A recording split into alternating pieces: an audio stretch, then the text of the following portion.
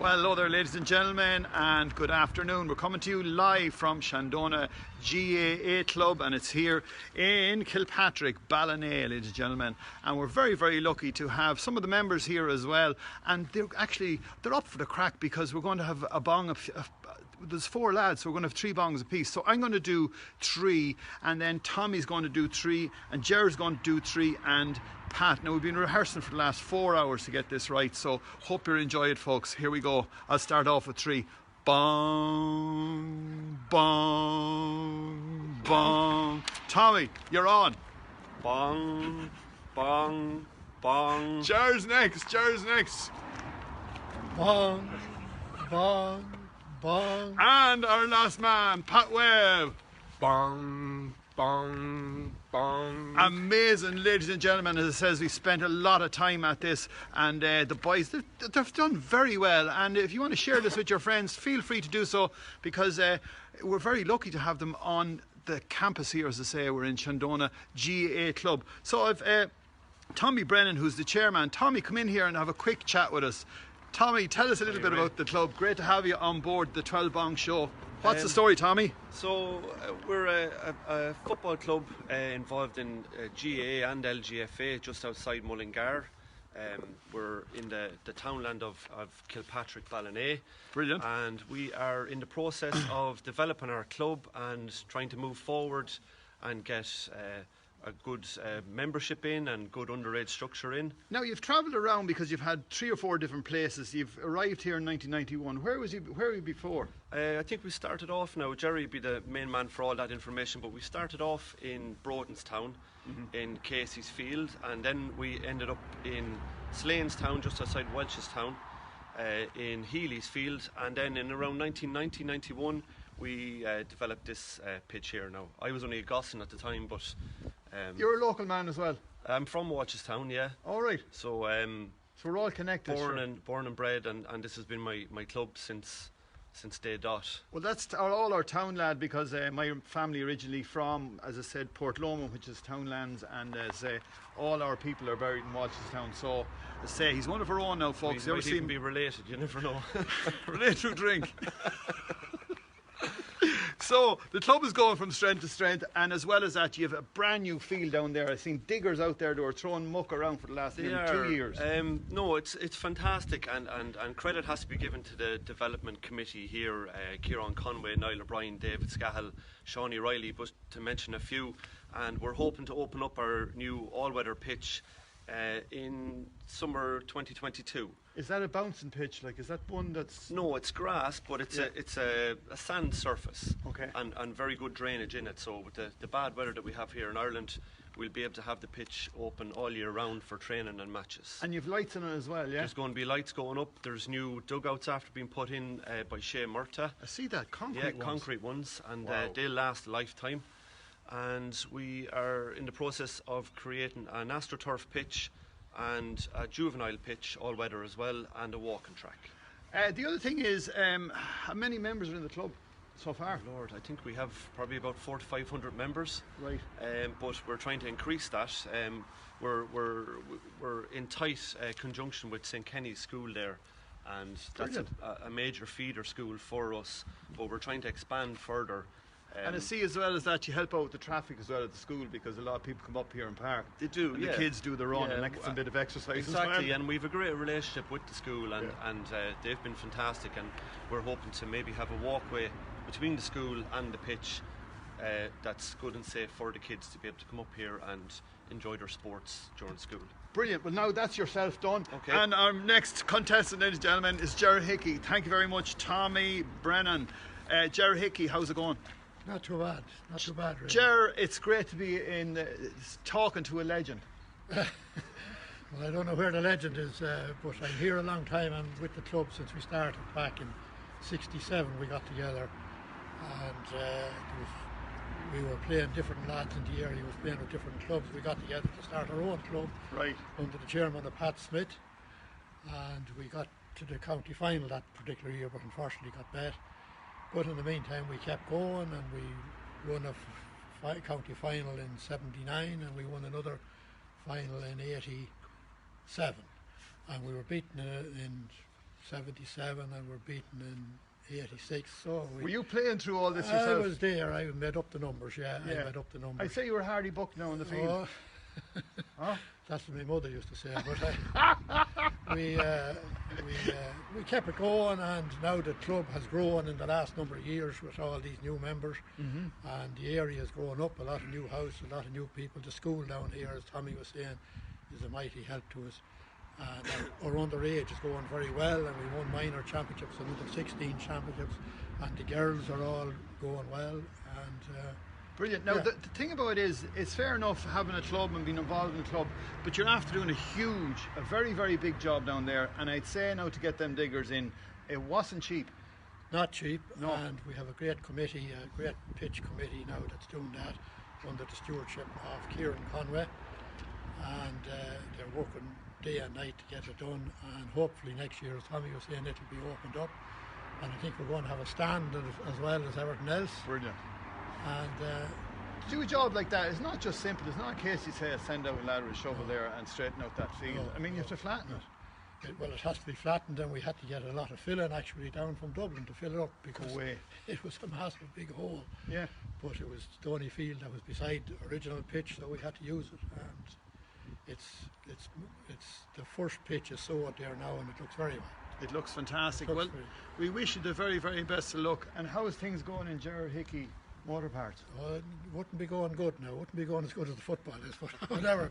You have the whole family in there as well. You think them big tall lads. It's 50 years not going well. So, so we must Well, be you've doing gone something. through everything, We Gerard. must be That's all I doing can something. We say. must be doing something. And it's a Yeah, fantastic yeah, family business because you have the sons. Is the two Well, sons Two involved? sons, well, three sons nearly involved, yeah. And Excellent. a couple of other men working with me for well over 30 years. And Well, that's a testament to you So we're there, and yeah. a testament to a Yeah. family business. Yeah. So thank you very much for joining us Right. and speaking to us here at your fantastic club. Right. Next Thank man you. on board. Thank you, Gerard.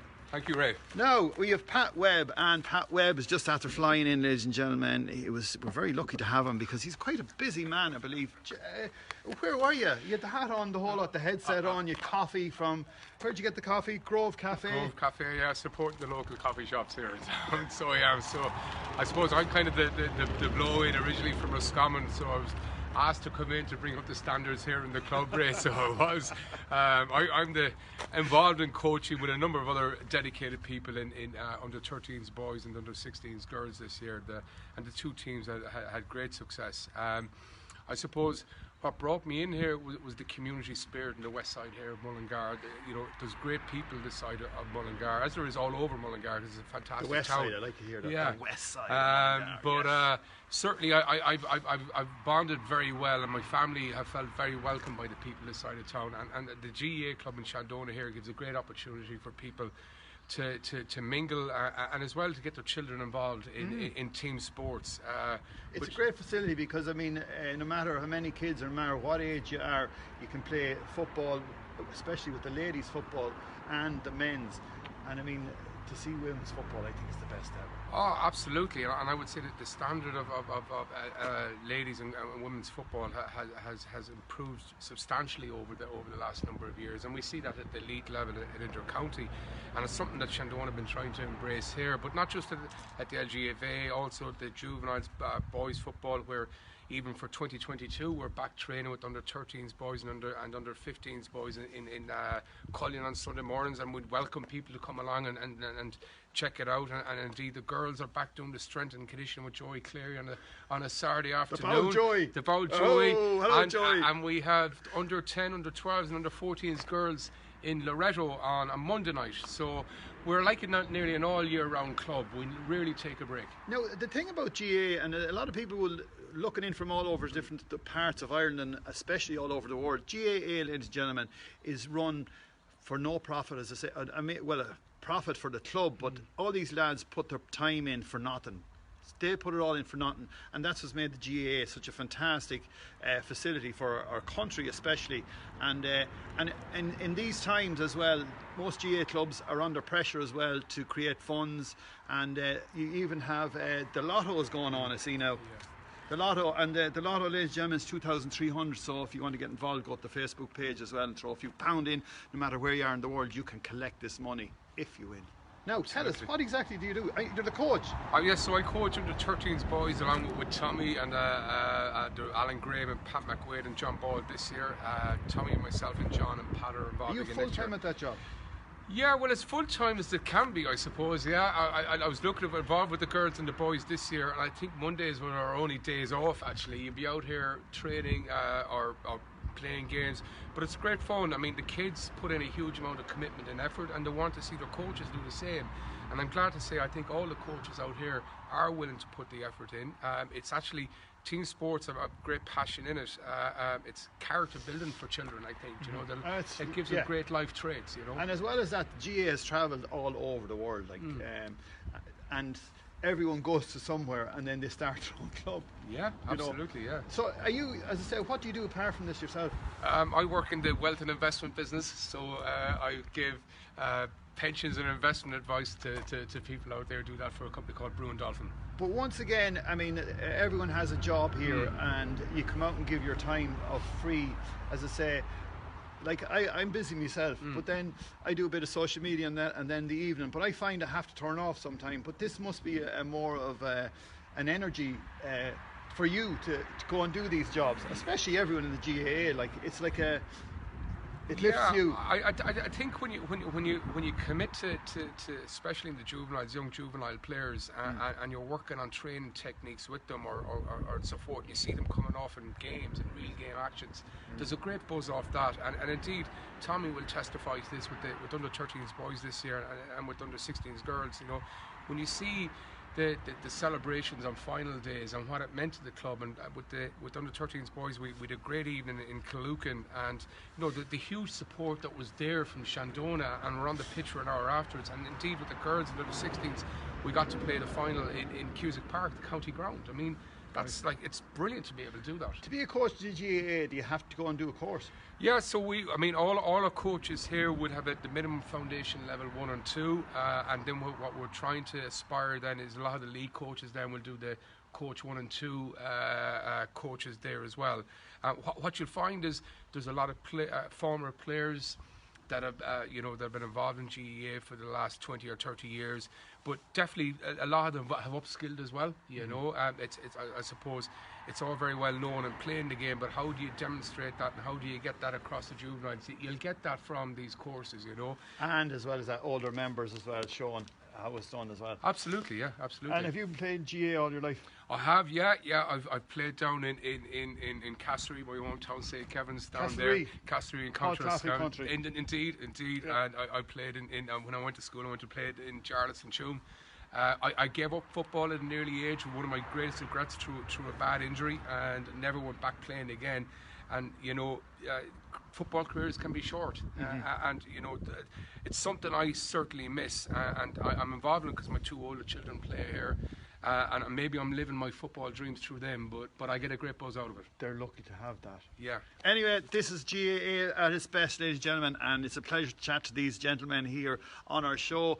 Share this with all your friends, as I say, get it out there, and if you want to join this club, you just go to their Facebook page, you get some information, or look at, they have a place, it's called www. Shandonagh, it's a great name, Shandonagh, GAA.com, and they've even a clothes collection out here, so I'm going to leave a couple of jackets before I leave. Ladies and gentlemen, thank you very, very much. Thank you very much, lads. And we're going to continue with our show here. As I say, we're coming to you live from Shandonagh, and what a fantastic club. And as I said, the GAA, we're blessed to have them in these unusual times that we're living in. So as I say, we brought you this show in association with Mullingar Rotary Club, and I think some of the lads are involved there as well. And our birthday shout out is to Brendan Sweeney, happy birthday to you, and Chelsea Nolan, who's in she's from Dublin but now living in Mullingar, and Annie O'Malley, who is in Ballymahon, County Longford, it's your birthday, and Anne McGrath, who's in London, UK, happy birthday to you, and Rosaline Brogan, who's in Mullingar, it's your birthday, and Matty Clark in Gloucestershire, it's your birthday, coming to you from Shandonagh GAA Club. Sometimes with cameras left and right. Don't forget, if you'd like to join us on board the bus to tell your story, promote your business, give us a shout, because there is the bus. As I said, we just got over today because it's not raining. Thank God it's not raining. And the big football field is over there. So when you're passing by, the diggers have gone now and the grass is growing, so they're on their way. Ken Smullen Food Appeal, we always promote Ken Smullen, who's an absolute gentleman here. He's from Tullamore, but he comes to Mullingar to collect dry food for kids who are going to school hungry. Now this is a big problem in Ireland. It's not been really highlighted, but Ken does it along with his volunteer group, a bit like the GAA volunteer group, and they collect dry food and they bring it to the people who need it. So Ken Smullen, check out his Facebook page there, and if you want to help him, go to Deals of Mullingar, who's there's a little box there and you want dry food, or go to Deals of Tullamore. Ken Smullen, keep her lit, and all your crew, well done to you all.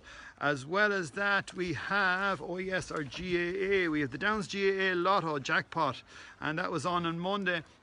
And they had no winner, so it's going to be 9,400 next week, next Monday.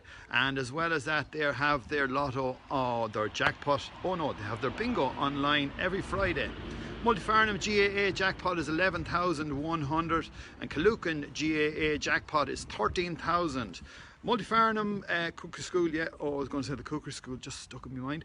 Rugby Club bingo is on every Wednesday, and the doors open at 6:45. And not forgetting, our new Shandonagh jackpot lotto is on. I'm not too sure which day it is. Which day is the lotto on, lads? It's on a Thursday, right? So you can do the bingo every day, lads. 2,300.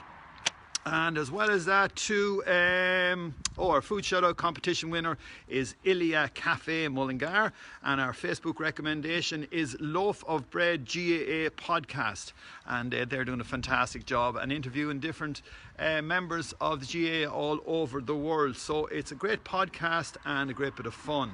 Our shop local is on Post Rathwire, and we're going to be out there very, very soon to actually officially open their shop in Rathwire. And don't forget, Martha's Farmers Market is on Sunday the 21st, and Clonmelon Market is on Sunday as well.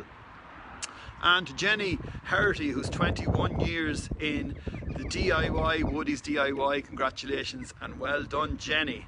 And the open mic in Smitty's Bar is on tonight at 9 o'clock. So once again, folks, from our superstars from the GAA here in Shandonagh, we wish you an absolute super day. And there's the boys over there, all huddled in. So once again, folks, from myself and Tom Brennan and Jerry Hickey, and not forgetting Pat Webb, thanks for looking in, folks, and enjoy your day. We'll see you back at 5 o'clock, and maybe one of these lads might sing a song. Bye for now.